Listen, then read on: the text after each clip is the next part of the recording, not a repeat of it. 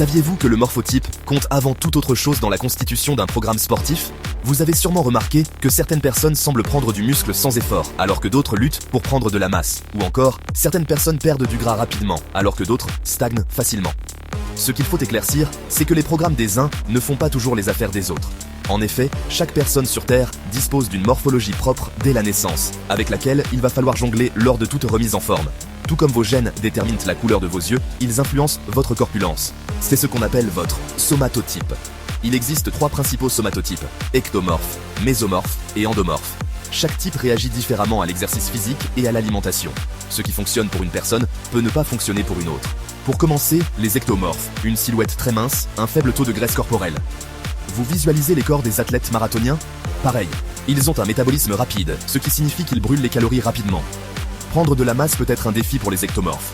Ils peuvent avoir l'impression de beaucoup manger, mais ont quand même du mal à prendre du poids.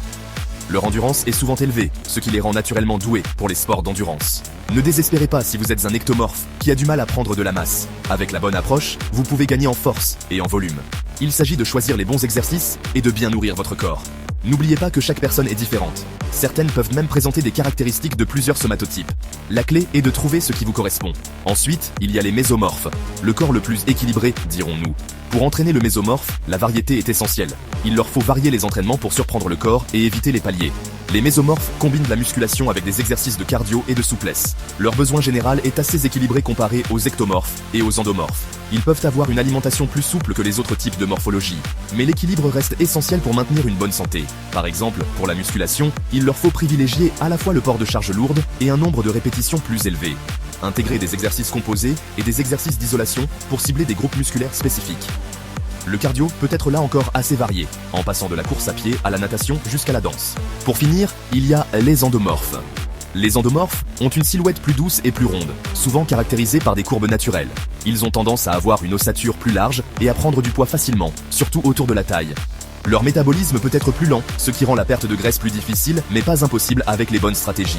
Par exemple, le cardio sera pour eux un exercice de choix. Car en outre, si les endomorphes peuvent rencontrer des difficultés à gérer leur poids, ils excellent souvent dans les activités basées sur la force grâce à leur musculature naturelle. Ils ont un avantage naturel dans les sports, comme l'haltérophilie et les concours de l'homme fort, où la puissance est essentielle. La clé pour les endomorphes est de se concentrer sur le développement de la masse musculaire maigre, tout en contrôlant le rapport calorique et en mangeant équilibré. Cela permettra de stimuler le métabolisme et de favoriser la perte de graisse, tout en améliorant la condition physique générale. Pour tout somatotype, il s'agit de travailler avec lui, pas contre lui, pour des résultats durables. Je vous dis à très vite pour de nouvelles vidéos intéressantes. Horis vous salue.